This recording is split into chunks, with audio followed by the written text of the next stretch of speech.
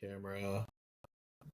Yeah, I figure might as well do. I mean, all these platforms, they simplify it, so it's just like one button, then it just uploads to like Spotify, Apple, YouTube, all that. So I might as well like maximize it. Okay, so what? Yeah, And I think why do most podcasts suck then? Because they it's don't not make the that the 26 content weeks or sucks, but like 99% of them don't record more than 26 episodes. yeah. I mean, And that's a so, lot of like, if you're talking. not creating anything, then that means that 99% of them pretty much like suck because it's really no different than not having anything. Yeah, I mean that's true, but I also think most people can't talk for 26 episodes or whatever that is, or you know what I mean? Like there's like a finite amount of things you can talk about. So it's especially if you're like pigeonholing yourself to like a specific topic, like I don't know. I guess Like, maybe well, I mean, no, give me a topic. I think it's just a matter of like creativity. And like the easiest way is just to get guests on. yeah, I guess help, but it's Like, also think has of to a be like super niche guests. topic. Yeah, yeah, but there has to be guests that people want to see or they even know about that exist, right? And what's like there's only a few topics where there's like worthy guests where you're like, oh, like I'm actually curious what they have to say, right? I mean, like even like this podcast, like um, I don't know who's considered like a good father or a bad father, right? That's the beauty of it. We want to hear from bad fathers too. I mean, Who's this one willing is to? easy Okay, but because who's we willing to? can, Yeah, okay, yeah, that's true. There's a lot of fathers out there, it's not but then just fathers, but who's like gonna listen to this? who's Who's going to gonna listen listen to to? this? Yeah, is it gonna That's the be? thing. I don't want us to create this with the intent of like, let's make this big or, Yeah, yeah, let's yeah. I understand. talk about for the it really should be more about just you and me like shooting the shit and it's just people being able to like spy on us. Okay. But in the reality, in the beginning, our wives, maybe our friends, that's about it.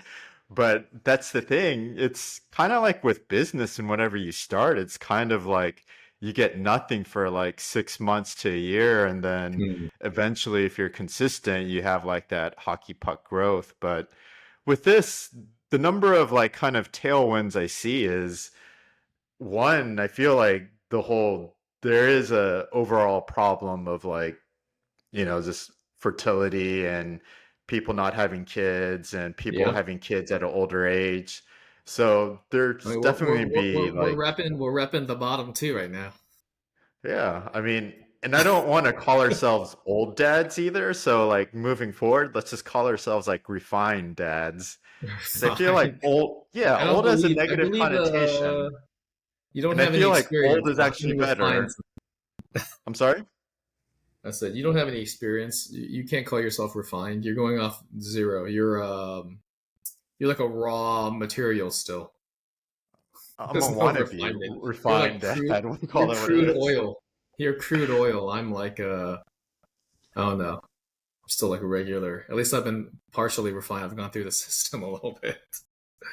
Yeah. But But again, our main goals should be we should have fun. It should help us. And yeah, the most important thing is that we're just ourselves. And it's yeah, more of the perspective of like, hey, someone gets to like be a fly in the wall of just us talking. yeah, I guess so. Yeah. I don't know. Yeah, I mean, yeah, when it came down to it, I was like, all right, well, talking to Jeff once a week is doesn't sound that bad anyway. So And the things we could talk about are endless. It's not just about being a dad, but if there's like current events, like speaking about it from the perspective of like a dad or something. okay, yeah, I mean, I So guess we there's can. Hmm. yeah, there's endless amounts of like topics. And if we run out of like shit to talk about, that's when we start inviting like Phil and everyone. Okay, yeah, that would be Yeah. interesting. But All yeah, right. my biggest concern is like I said, consistency. Mm-hmm. Um, Yeah, I mean, you for know. me, actually, yeah. For me, it's more of like a yeah. Can't when will I make the time and technological issues, I guess, right? Because right now, like uh, I asked to sell to take May to the library so I can do this here because the WeWork thing just seemed too. Yeah, I didn't want to deal with that. I don't want to drive out there and but yeah. I think going To be a, forward, like it would yeah. be once school year started, maybe I could just use the school as like after school I could just do it if that time works for you. But yeah, that's gonna be my biggest issue is just like where and then tech. Yeah, Not to be a dick, but if you can't find free Wi-Fi in the United States in 30 minutes out of I a week, understand. you Okay, know. but where can I find a place just to like talk? Where there's like not people walking around. That's the issue, right? Um, Yeah, I would say like worst case, go in your car. yeah. I'm saying yeah, car is Yeah. doable. I just it's still a question of like uh you know will my hotspot work or you know what I mean? Like that's what it comes down to. It's not going to be yeah I can find the time. It's just going to be like location and tech. Yeah. What are you using? Are you using a hotspot right now? No, I'm using the Wi-Fi in my house, my apartment. Oh, But okay. like Oh, right it's now, like like when you I'm right next go. to the router, it's like no problem. But if I go to my car, which is not close to the router, then there's going to be an issue. So then I might have to hotspot it, and hotspots are kind of hit and miss. So I don't want to like screw up potential content because you know what I mean? Because you want the organic responses and all that stuff if you're going to do this, and Again, this I is don't for want us. So, like, if there are pauses or like there's tech problems, like, so be it. But that's the main reason why I wanted to use these software because it eliminates a lot of that, like tech issues, to. like bad like video, audio quality, etc. Um, Okay. yeah. So, Yeah, I mean, okay. all right. So So yeah. what? You're gonna Other ask the than question. that, just I would say like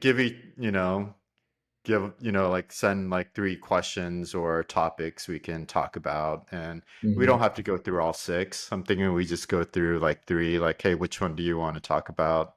And then yeah, just kind of let it flow like we're actually just kind of hanging out. Okay. Sound good? All right.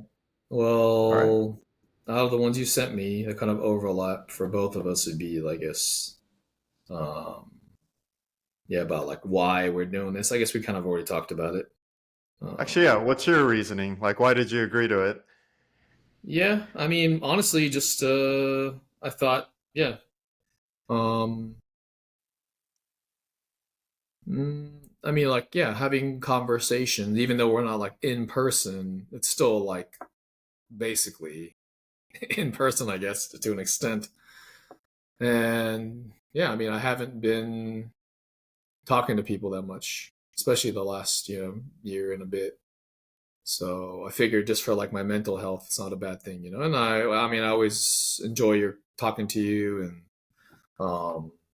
yeah. So both of those things kind of like after thinking about, it, I was like, yeah, like I didn't really see a negative, other than just time away from the fam. But you also need that too, right? So yeah, those are the Do you primary not reasons. talk with like Newton, Phil, I the usual people? mean, I text once in a while if I see them, yeah, but then like I'm not. It's not like I'm seeing them like one every week, Okay. you know. Um, just kind of depends, whenever I see them. But yeah, I mean, I probably like every other week, maybe. Just depends. But yeah, just I haven't really.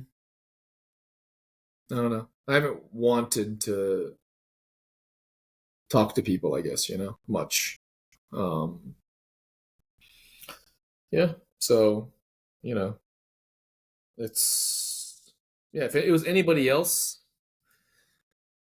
yeah, I don't know. because I know, yeah, you're just, yeah, we've been through a lot together, so it's like, I can be myself around you, and um, yeah, I mean, we always talk like normally, so yeah, it's like didn't seem. I think I ask good questions too, more than the average person. You, So yeah, you do. Yeah, you do. You definitely do. Yeah, so like, if anybody else thought about doing a podcast, I'd be like, no, no way. But you, yeah, I mean, you could. Yeah, this is something you could do for sure, I think. So, yeah. okay. For me, simply, yeah, just therapy. It's always healthy to talk to someone. I also have like a list of like life principles I want to live by.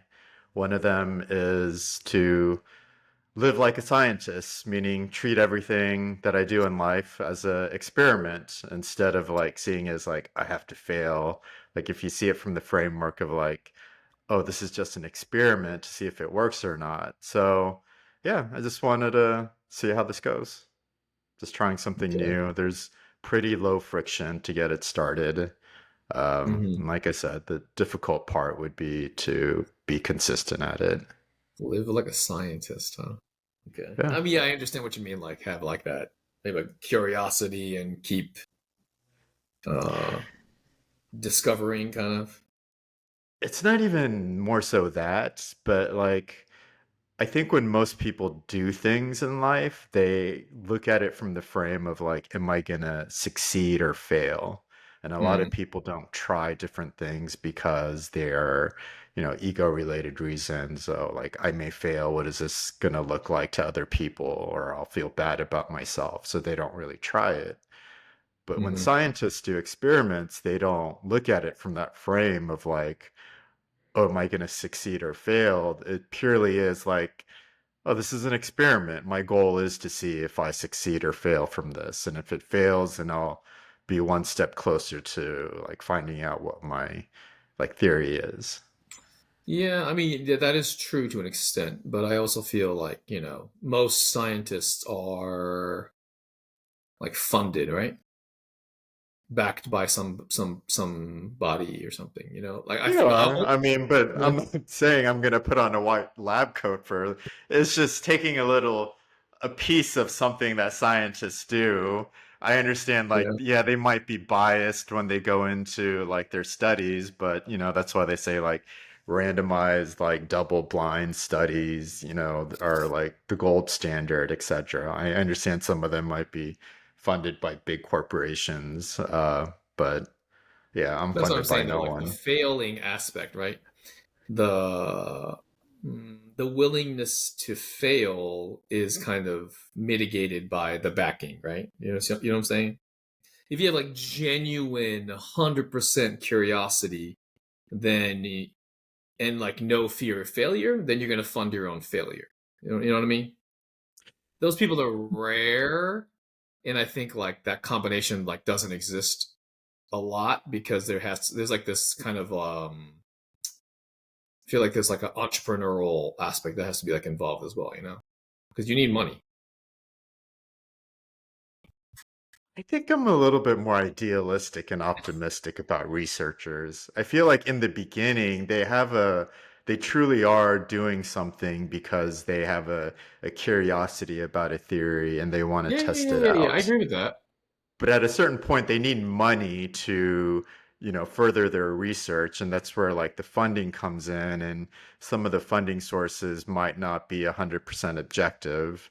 Um, but yeah, Yeah. I mean, again, it's just it helps me to do more things if I don't look at it from a am I gonna fail or succeed, but more from a perspective of hey, I'm doing this so I find out if I'm gonna fail or succeed.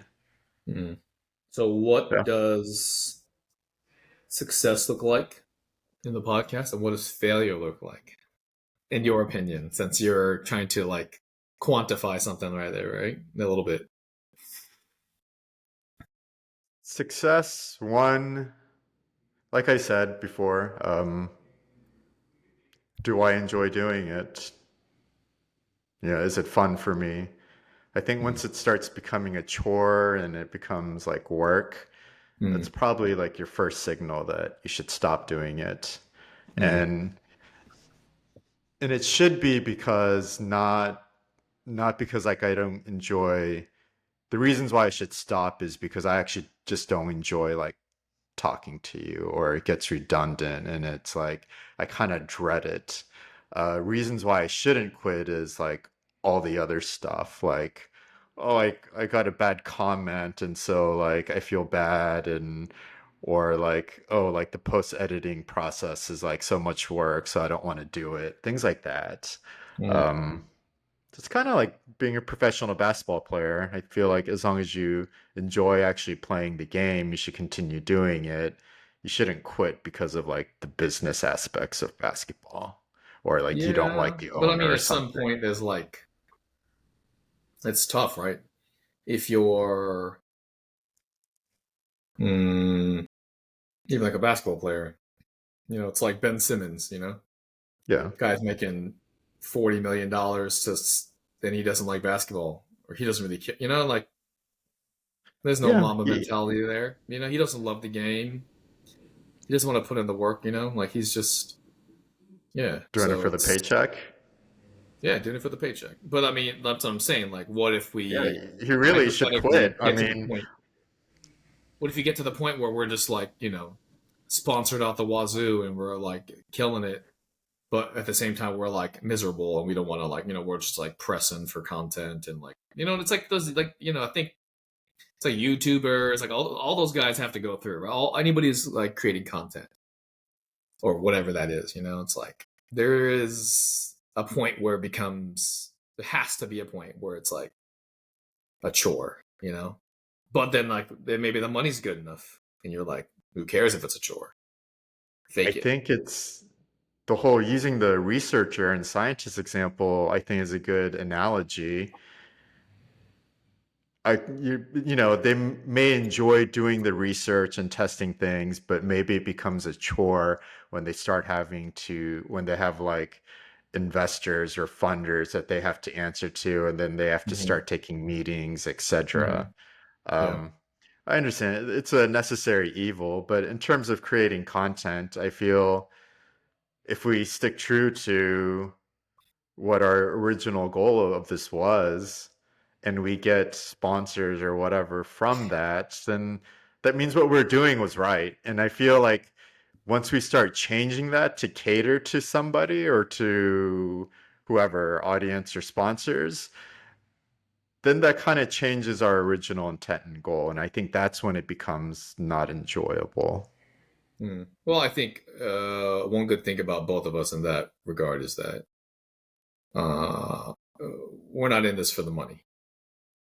You know, I'm it's not. Yeah, it's just like not even a. Yeah, it's like a 0% actually, literally. So, Yeah. um, So that's kind of the long answer. Yeah, those are my success metrics. As long as we enjoy it, yeah, I like to keep things simple. Failure would be there really is no failure. At the end of the day, it's like I said, it's like an experiment. I find out that no longer will I have to think about like, oh, like I should do a podcast or whatever. Like now I know that podcasts are not for me for X and Y reasons instead of like, how many people do you meet that actually say like, oh, like I have a great podcast idea or I should do this, but don't actually fucking do it, yeah, So yeah, now I'll know at true. the end. Yeah. Okay. What about you? What success or failure? I Success never even and thought of. what does success look like and what does failure look like for you? For me, like didn't even never even thought about it. It was just like it was just as simple as do I want to do it? Can I do it? That's it. Like I didn't I don't think about it in yeah. There's no never even dawned on me. Yeah, I mean, 'cause it was like your idea, so I was like, okay, well, if you came up with it, like, what are your expectations if you have any? Like, I just don't. I have zero. Like, Let me actually. reframe the question. Like I said, my goal is 27 episodes. They'll put us in the top 1%. So at the end of 6 months, Yeah. if you were to look back then, what would you say like, yeah, this was successful? Yeah, I What mean, are like your metrics of yeah, success? I want. Okay, yeah, fine. I want to make the 26 weeks just because I agreed to do it, Okay. right? So I So want to, commitment to yourself yeah, and to commitment to me, kind myself of. and to you. Yeah, that I'll do it. Um, yeah, just I guess, yeah. If I, yeah, like you said, if I enjoy it, then that's success. Okay. And failure would just be, missing an episode and like knowing I could have done it, like just copping out, just bitching out because I just for whatever reason isn't there shouldn't be yeah, we should be able to do it. So that would be a failure for me. Like if I just let you down and didn't make the commitment for like not a good reason. Yeah. Fair enough. Um, what's another question on the list? Where's your phone? Yeah, I keep having to reopen my. You asked me. Uh, well, I asked you. Um, okay, yeah. Well, like I guess we didn't talk about it, but like, why specifically dads? You know, especially as a non-dad yet, unless you want to tell me something. Why specifically dads? Two reasons. One is business. Like I said, there's a lot of tailwinds in regards to refined dads. Um, and pretty easy to create content. There's a lot of guest dads, but more than that, it is really about like for me being the best version of yourself and being The best talking about version, that. best dad you can be, like that. Best version of myself, not best Okay. I version mean, the of best version of dad. yourself will be the best dad. Yeah. Will be the best dad you can be. Okay. I And mean, yeah, that's I'll kind of go into that later, but yeah, I feel like it's simply I think it's a good idea for a podcast. I don't know if yeah, it exists or not. I intentionally didn't look because if I did look and there's like fucking 100 podcasts, I'll be like pretty dispirited and not as motivated. But I'm assuming there's like nothing. yeah. And then I thought I like, yeah. Like I said, I read some kind of weird statistic where there's just like so many podcasts now. So I'm yeah, like, there's all a right, shit well, ton. yeah. And So I it's think like, I have like a cool angle on this of like the whole Clooney dads thing, right? Like everyone loves George Clooney, he didn't do anything bad, in the Me Too movement, so he's pretty safe.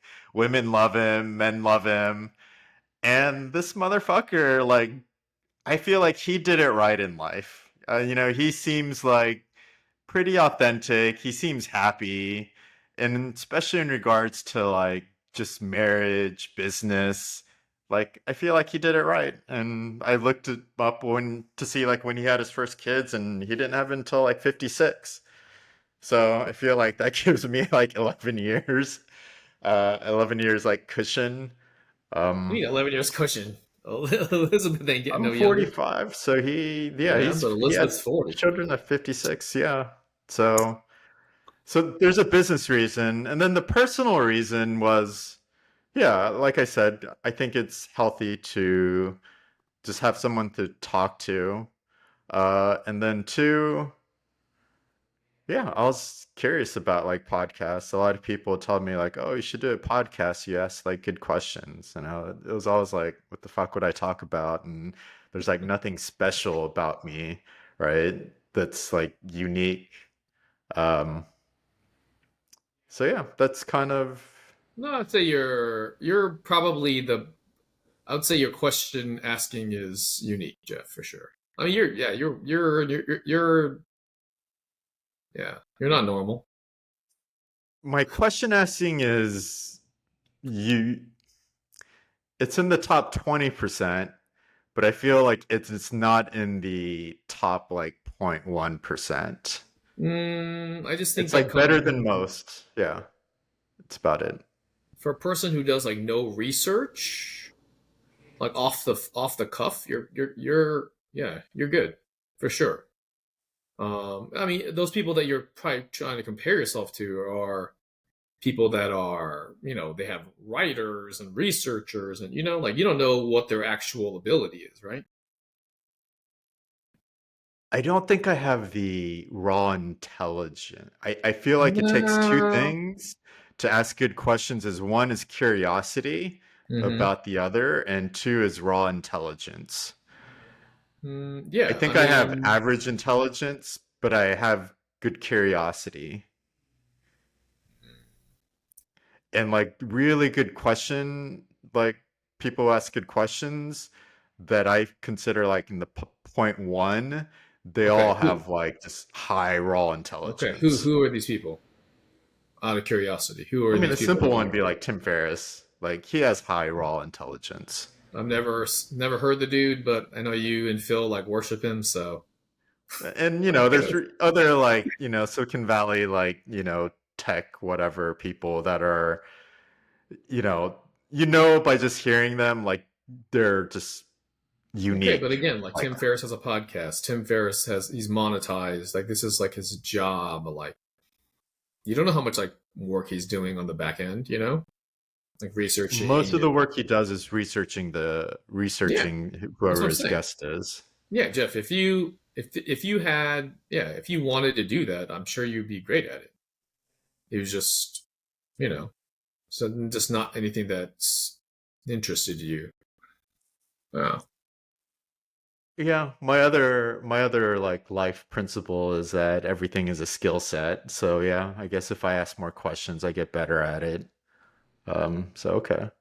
But what was the original question everything again? is skill set. I just asked like why specifically, right? The dad's thing. Yeah. Yeah. Business, tailwind, good, kind of unique angle. Like I said, our goal is to have George Clooney on as a guest. Yeah, I mean that was funny. When you said that's the goal, I was like, okay, that's actually pretty funny. Yeah, It's like the Shaq and and the Big Knife thing, You see that thing?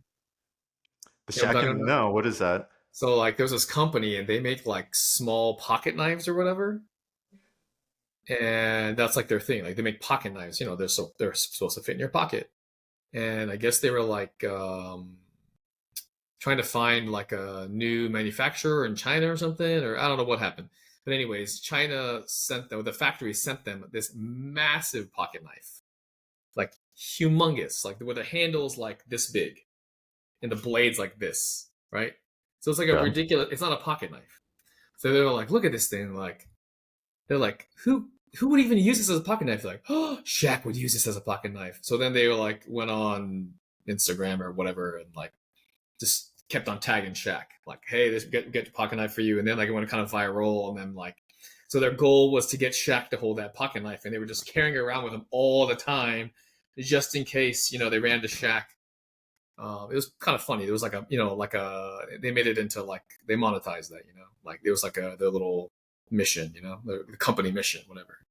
So I was like, oh, that was really smart. I mean, so yeah, I mean, it's not a bad idea. I mean, I'm sure you'll be shitting bricks if that ever happens, but The pocket knife story. What's your takeaway from that? as far as what? I mean, yeah, it's just Why like they succeeded? I mean, yeah, because people kind of want to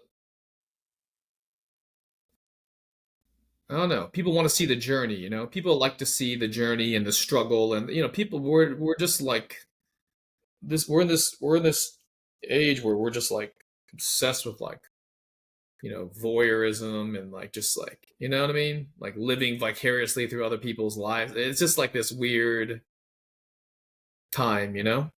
um yeah, so I mean I don't even know what happened to that company after that, but I'm sure for a while like they had a lot of traction because that one little thing, like you know yeah, a lot of people saw it, and even if people didn't see it, it'll always be in the annals of YouTube or whatever the hell they were using. And so like I'm sure it'll just pop up on one of their little doom scrolling sessions, and they'll see it and they'll like laugh about it, like, oh, that's funny, like the Shack knife.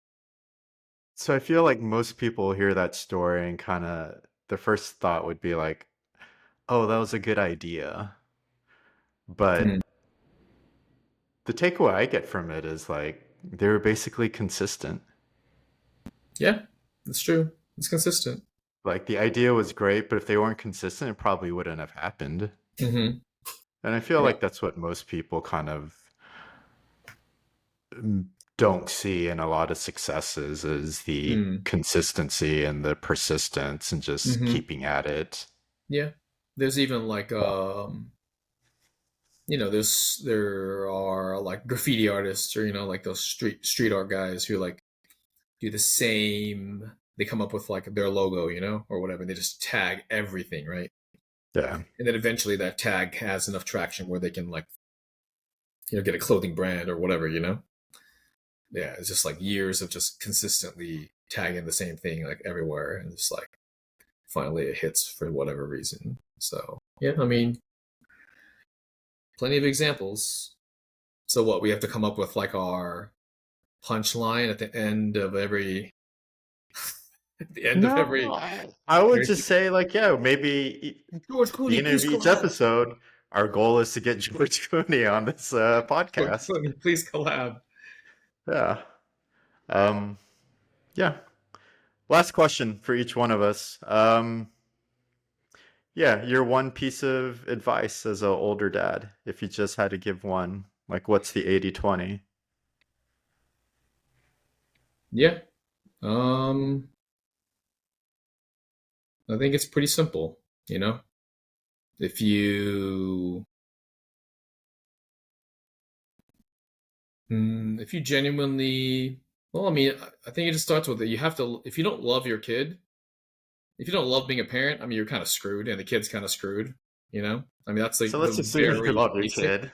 Yeah, if you love your kid and you genuinely want the best for your kid, then yeah, you just have to make sure that they feel loved, which means spending time with them, making sure they have a voice, that they're heard, right? Um, so that's one thing, and then also structure. You just have to. The kids feel safe when there's like a schedule, right? There's a structure, but also like then the discipline, right? If your kid knows like they're safe and you're gonna create there's boundaries set for them and they feel loved, everything else don't matter. Honestly, they'll be all right because they know that there's rules and they know that they're loved. How? So yeah, let's just assume that you love your kid, so we won't count that. So if I understand you correctly, it kind of boils down to three things for you. Like you said, spending time with them, making sure that they're heard, and then third was structure, Yeah, like correct? discipline. Yeah, discipline, boundaries. Yeah, I mean, Which of those three do you think is the most difficult to execute on? for most people, For most people and for probably you. the discipline. Honestly, the boundaries. Yeah, because I always tell people, if you don't respect your own words, why would they? You know, why would your kid respect your words if you don't even respect the words you're saying? So like if you say something, you better do it, or your word means nothing to them, right? And that's your definition of discipline? Yeah. I mean, if when discipline is a lot of like, there's consequences, and if you don't execute those consequences, they know that you're not going to, right? They know there's a way to get out of it, and they'll exploit it to no end, and that's everybody. That's all humans.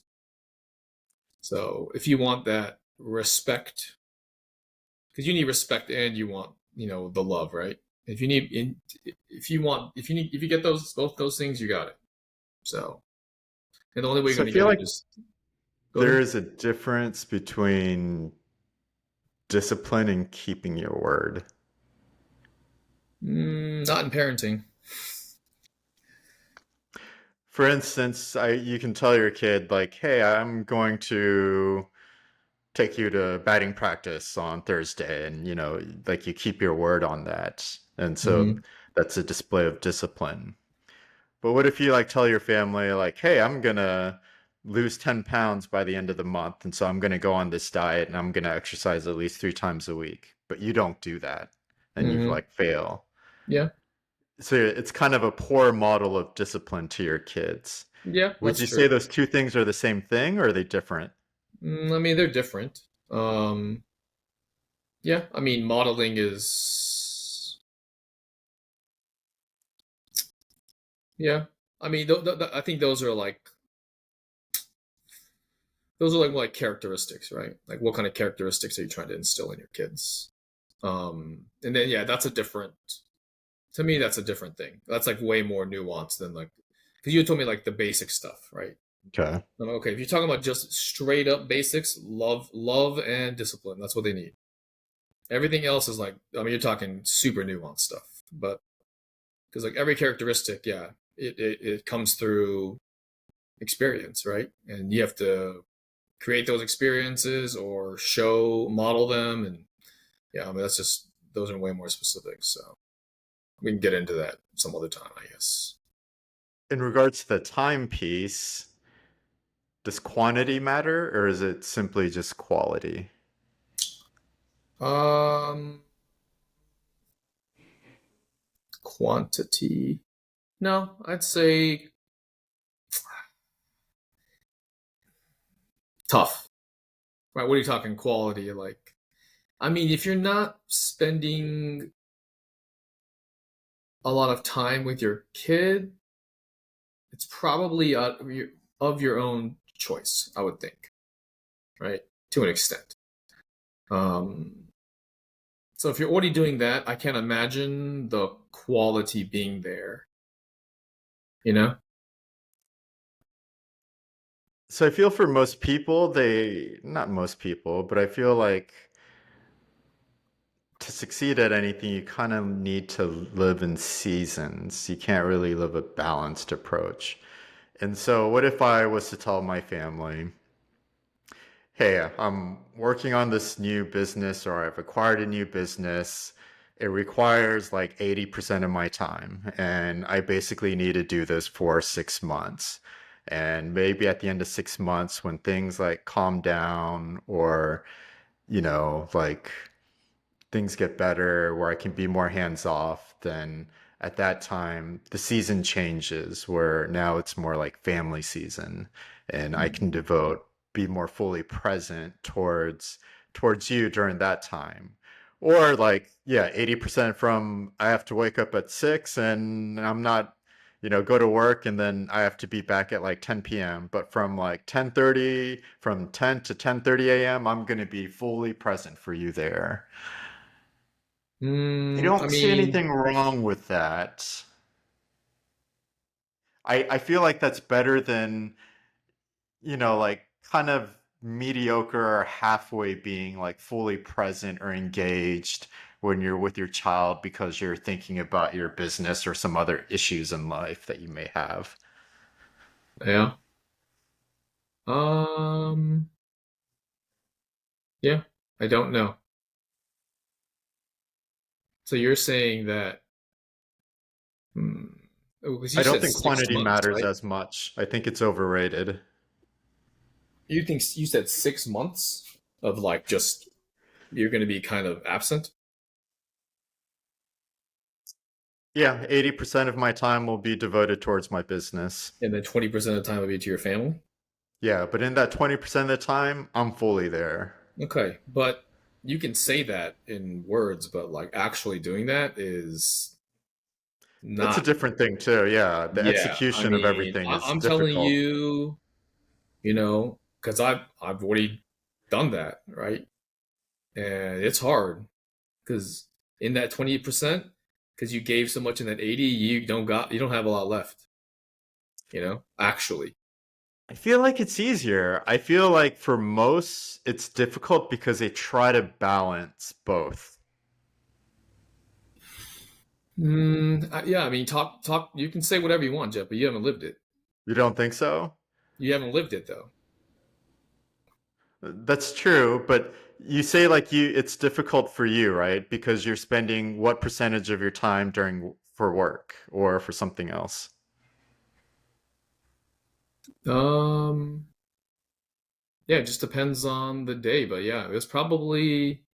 I mean, if you're just talking about pure hours and stuff like Don't think time, about that's day, like think about it in seasons. So like maybe a month. or a week, or as short as a week, as long as maybe like 3 months or 6 months. Let's just say you're devoting like like 50% to like work. And then so the other 50% you devote to your family, and that's really difficult. But what if you told your family, like, hey, this is like work season, I need to boil down. So, like, instead of 50%, it's going to be like 80 to 90% for Okay, I like mean, three okay, but so months. you're talking as Do you if your think it'd be kids easier for are you if you did that? okay, but you're talking as if your kids can understand what the hell you're saying. That's true. It Right? differs. It depends on like how old they are. Okay, Granted, if yeah, they're like okay, 2 years but old, what that's a little I'm bit telling, different. okay, yeah. So the problem with that is that that only works when your kids are older and they don't even give a shit about you anymore, right? If you're talking True. to a teenager, they don't even want that 20, Yeah. you know? But that teenager, right? Um, the teenager will loop back to you if you put that time in before, right? At newborn, 1, 2, 3, 4, 5, those 6, 7, those are the years where you got to put the work in, right? Because that's when you're forming the person that you want them to be, right? So you think quantity is almost a non-negotiable in their early ages? Uh, yeah, I would think so. Okay. I mean, I've seen, yeah, I mean, it's because when you're a kid, you just see it's very black and white. It's either my parents are spending time with me or they're not, and that's it, right? But if they see you prioritizing other things ahead of them, they're going to be like, oh, work is more important than me, right? I mean, there's no other way to see it. They're just little and they just know, oh, mommy has to work. Oh, daddy has to work. They can't spend time with me. I got to go hang out by myself, right? That then after a while, they're going to think like, oh, work is more important than me, right? I No, yeah, mean, that makes sense. it makes It's a sense. They're logical too young. connection. I They're guess too I can see the young to make. know anything else, right? That's all they understand.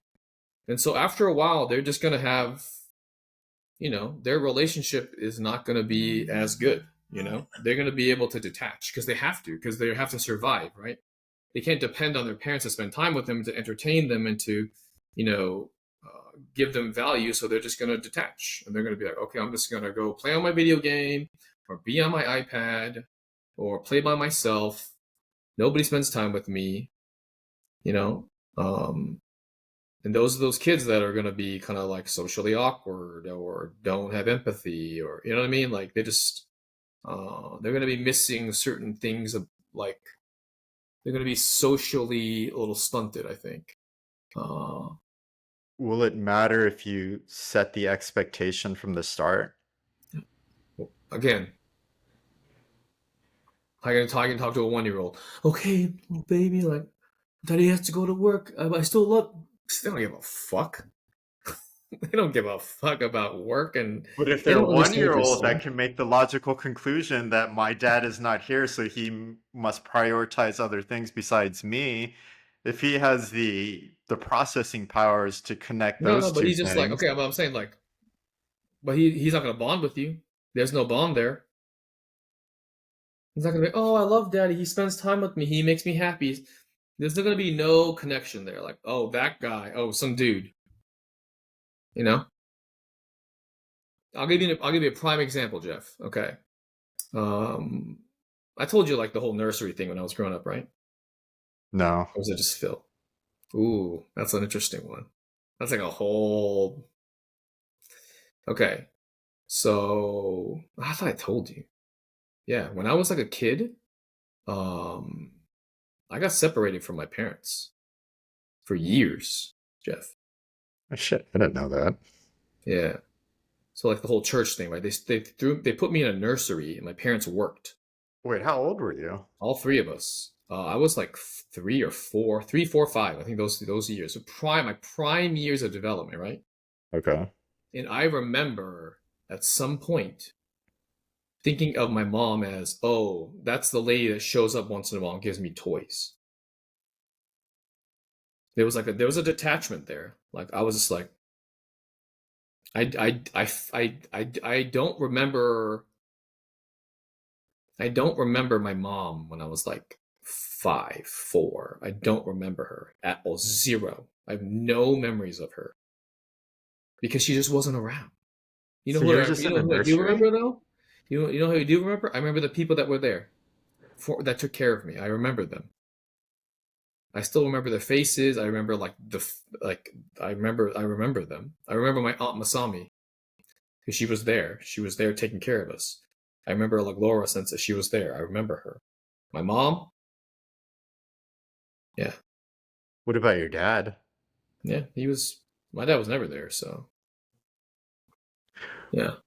You don't, but I'm assuming your mom was with you from birth to 3, Mm-hmm. and that didn't really matter. Not after a couple of years. Yeah. Interesting. Mm-hmm. Yeah, I mean, my sister, she had more of a like a traumatic response to it. Um, but yeah, for me, like I remember not because yeah, like you said, quantity, quality don't fucking matter when you like, you know. So my sister felt like genuine abandonment, you know. I didn't. Like yeah, for me it was different, but um, but yeah, I can tell you I was detached, and who knows, like I don't know what kind of issues it built within me, I don't know really. I mean, So part of me thinks like that could be alleviated if your parents set better expectations from the start. But again, after a 3 year certain old. but after a certain point, I can see the other side of like it's more like if there's not proof there, then yeah, the words don't actually matter. Yeah, it don't matter. Yeah. Yeah, I mean, they could have told me whatever they wanted to me. To me, I didn't get it. I didn't know where. I didn't really understand. You can't explain that. It's like there's a feeling. Kakiko could probably articulate it better because she was older, and she might actually know like some of the effects that it might have had on her. Um, So then to wrap up the timepiece, your theory is that at an earlier age, ideally both time and quality, and maybe at like a later age, you can shift a little bit more towards quality. yeah, I think the older they, I mean, just think about it. The older kids get, the less time they want to spend with you, Uh, right? But if you make those moments like, and they'll understand when you tell them, "Oh, daddy's working," or then like, "Hey," but then when you do spend time with them, it's like really quality time. They're gonna they're gonna respect the space, and they're gonna that's gonna have a stronger impact. But at a and younger age, and I understand ideally both quality and quantity, but at a younger age, if you had to choose one, it seems you're leaning more towards better to have quantity. yeah, I think so. Okay. Okay. Yeah. That's the Scary. timepiece. Hmm? Let me ask you about, you said being heard. Mm-hmm. What does that entail? Yeah, I mean, just feeling like you matter, like that you have a voice, like you actually like you're not just um I think it creates value within a person, right? Always, if you feel like you're heard, you know. So when we talk to May, like I hear her out, I'm like, hey May, like I empower her, right, to think for herself. I'm like, hey May, if we have a conversation, you disagree with me, just tell me. If you can actually like tell me why you disagree, you might be able to change my mind, and that's empowering for a kid. Oh, I just have to come up with the argument, right? My dad can change his mind, right? Or like I affirm her good points. If she makes good points, I'm always like trying to um yeah, make sure that I'm listening. She knows I'm listening to her. Kind of like in the way you always repeat the question, right? That I ask. I know that's like you probably learned that somewhere, right? Yeah. But you know that it's affirming to the person who's talking, Um, right? And that's um yeah, because it creates like a environment of like a safe environment, right, to speak. So I understand what you're doing. Yeah, and I kind of do the same thing for May. I want to make sure that um, I'm not just gonna like disregard what she says because she's like a kid. Even though sometimes I do pull that parent card. I'm like, sorry, May, you don't have a say in this one. But So under that umbrella of feeling heard, right, there's a lot of different things like reiterating what they said, mhm. not judging or criticizing, allowing them to think independently. Do you think the strategy, not, I don't want to say strategies, but the principles of making sure someone else is heard is different for kids versus adults? No, I think it all under. I think it all kind of falls under the umbrella of like I care about you. Like if I care about you as a person, I should make that effort to make sure that you are heard, that I heard you, by whatever eye contact or referencing what you said before. But it all comes from just a very simple place of like love. Like I care about you as a person, right? I think we do that for each other just because, like, you know what I mean? As friends, right? I But don't then think again, it comes naturally though to do that. no, it does. If you I feel care, I like mean, that's an X's and O's thing. mm-mm. I think if you care, that you just do it. Like if I don't care about you, I'm not listening to what you're saying. Like I'm not, you know what I mean? I'm just What like, you're like in one ear out the other. But if you're my friend and like I actually care about you, I'm gonna listen to you.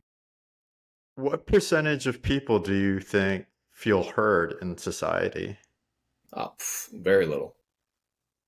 Right? Like less than 10%? Yeah, less than 10%. What Yeah. that means is that 90% of people are they're not listening. They're not making the other person feel heard. Yeah, I would say that's probably true for the most part. Most And people don't yeah, care. Yeah. but I feel like most people do care. Like I feel, especially within the family, and it's a probably the number one problem in terms of like marriages and relationships is the other doesn't feel heard. But I would say for most, like they genuinely like love and care for each other.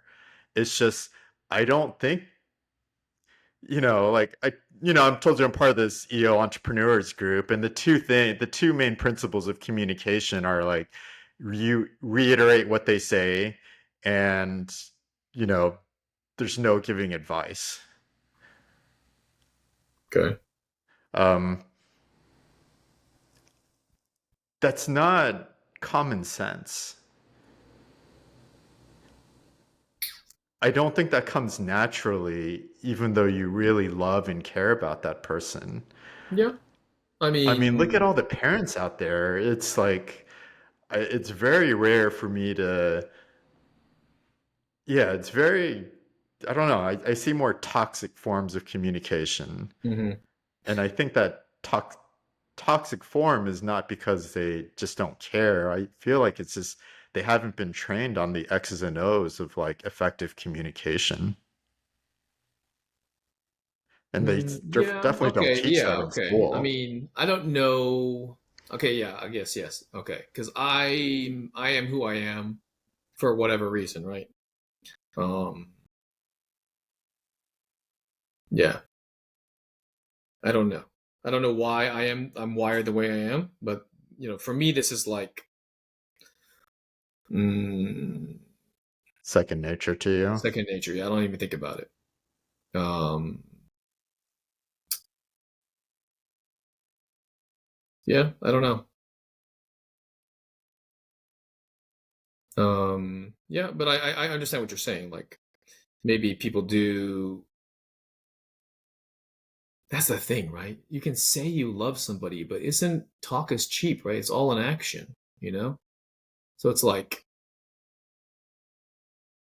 um, because even like with a cell, right?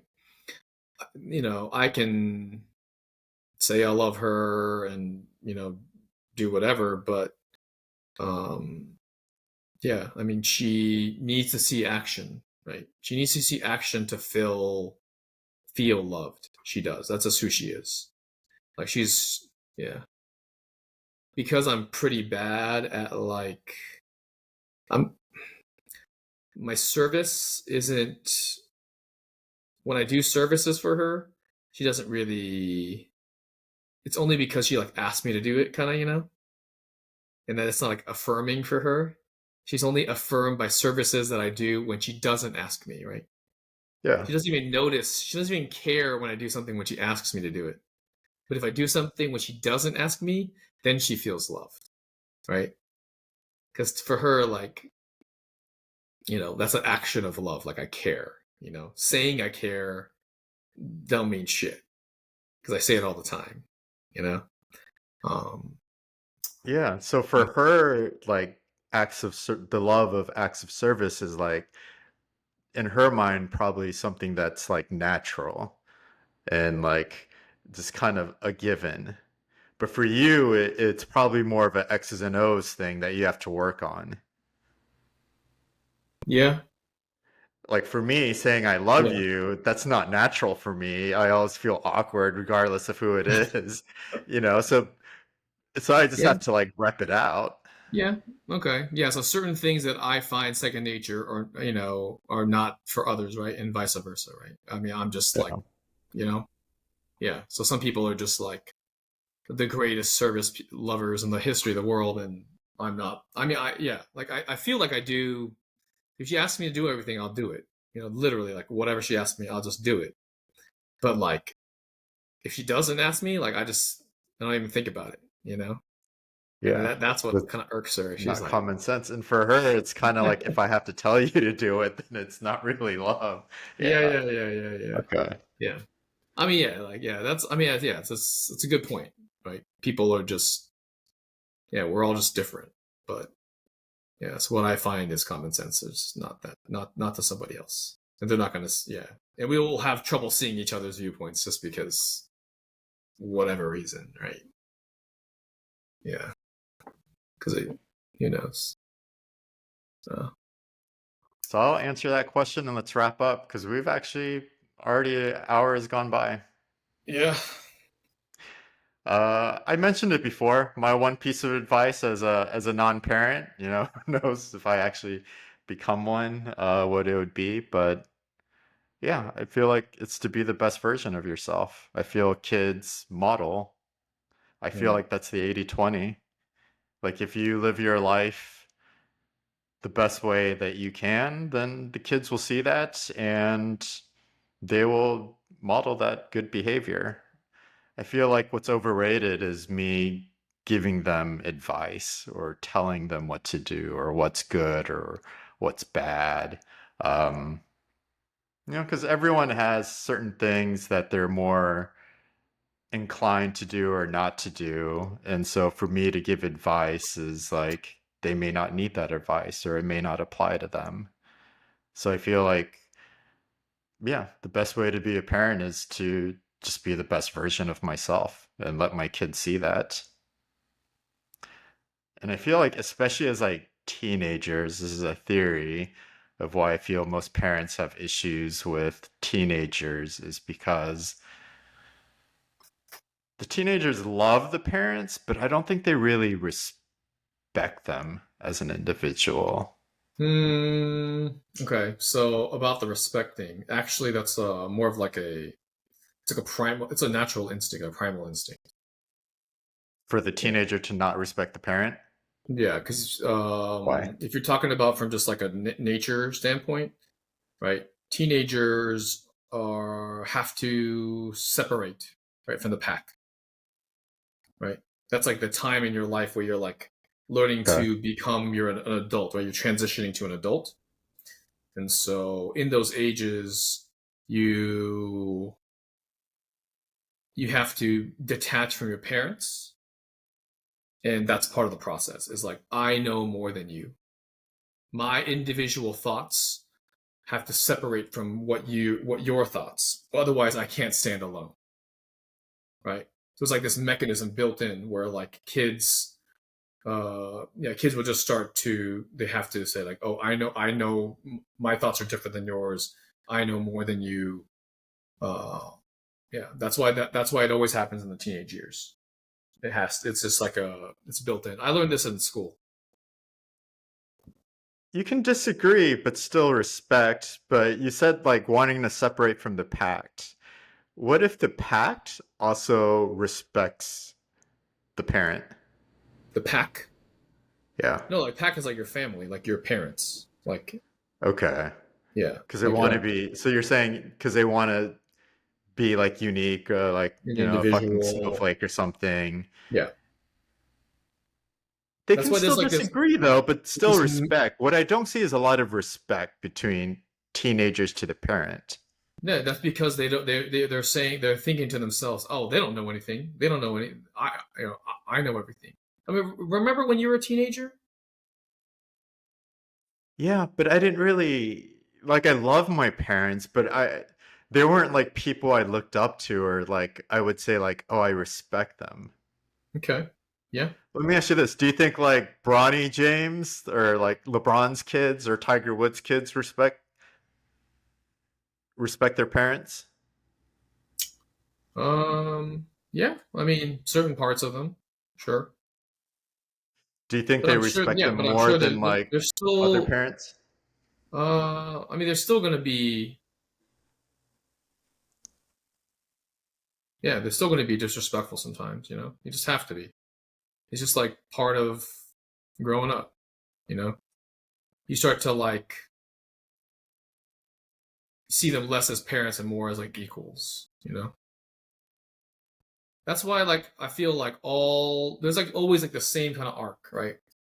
There's like teenage years, very rebellious, going against each other, and then like you become like a young adult, and life kind of smacks you in the face, and then once you're finished, once you're like in adulthood, like the various beginning stages of adulthood, I feel like all humans, all people, really become like appreciative of what their parents did for them.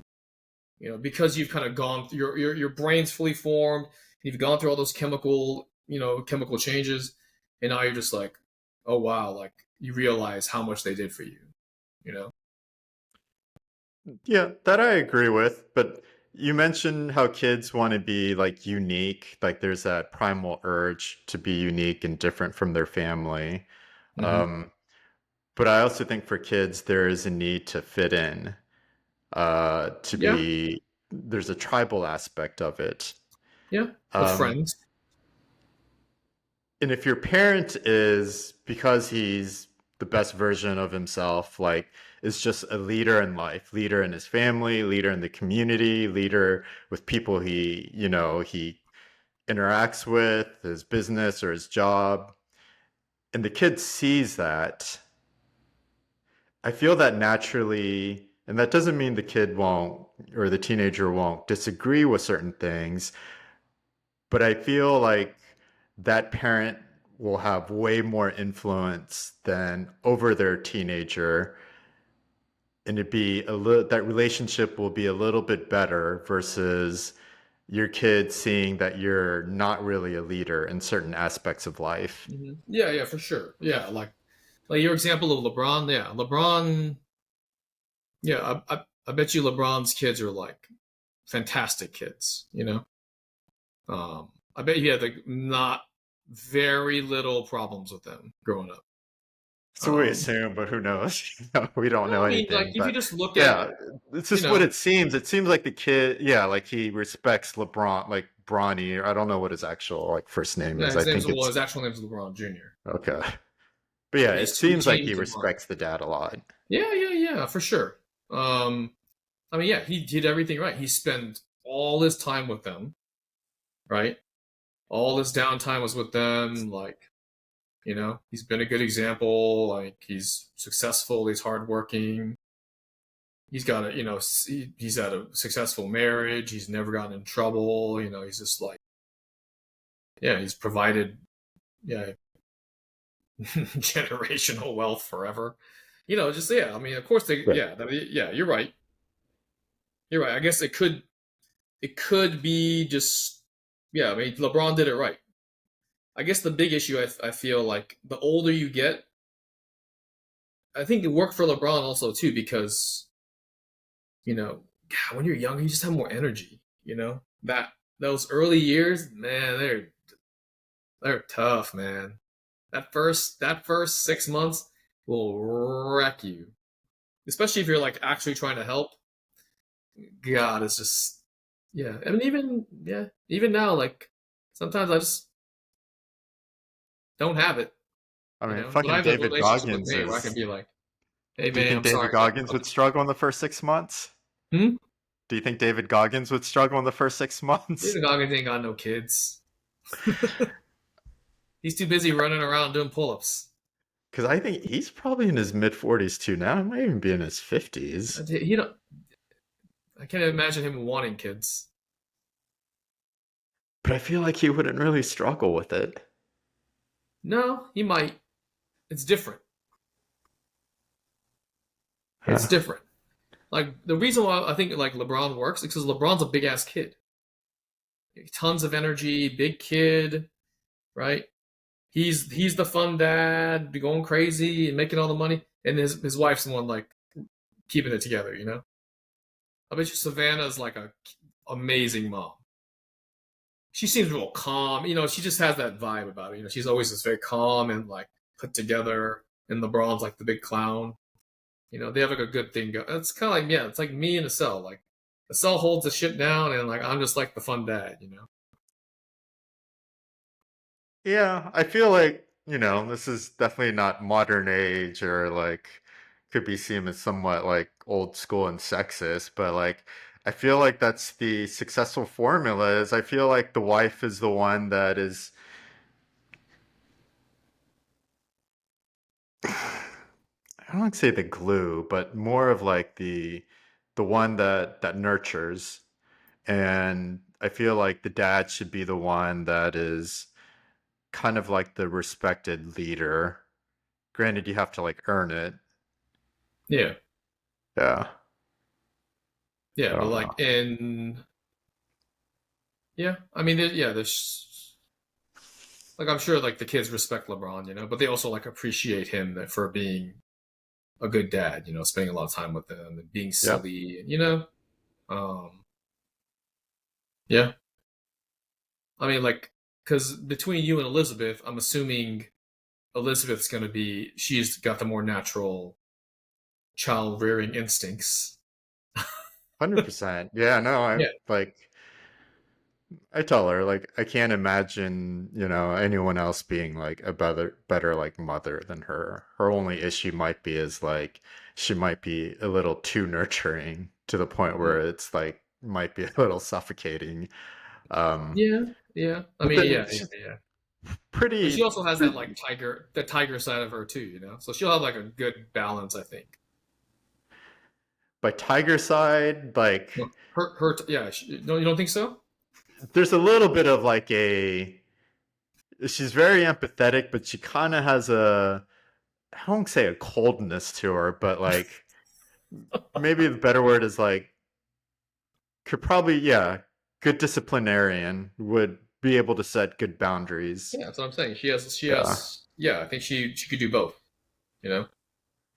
Yeah. So So like all you have to do is just like, you know, make the money and step in once in a while and like throw it down or something. Or are you I gonna be the feel like it's pushover dad that's equally like as hard buying all though. the stuff? No, I mean shit, like trying to be a leader not with like other people, but just in life and with yourself and your family. I feel like that's equally as hard as like trying to raise a kid. Okay, yeah, but then yeah. Yeah, it's just as hard. I mean, yeah, there's so many hats. Um yeah, it's tough. The hats are tough. Even I the don't think husband they're hat. hacks. Husband That's the hat gets thing. neglected the most, I would say. If there were hacks, they would be easy, but I think it's hard because there really are no hacks No, to be.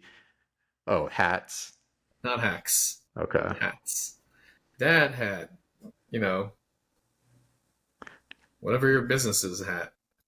Yeah. Cool. Yeah, that's tough. All right, let's wrap up. Actually, last thing, how do you feel about your wife listening to this? I tell her all this shit. She's heard everything I said. She knows where I Okay. stand. Yeah. That's Yeah. that's all I'm like. Yeah. Only thing is that only reason I kick out May is because I can't like cuss, and that's like part of who I am, you know. So I'm like, if I can't, because she doesn't even know that I cuss. So like, yeah.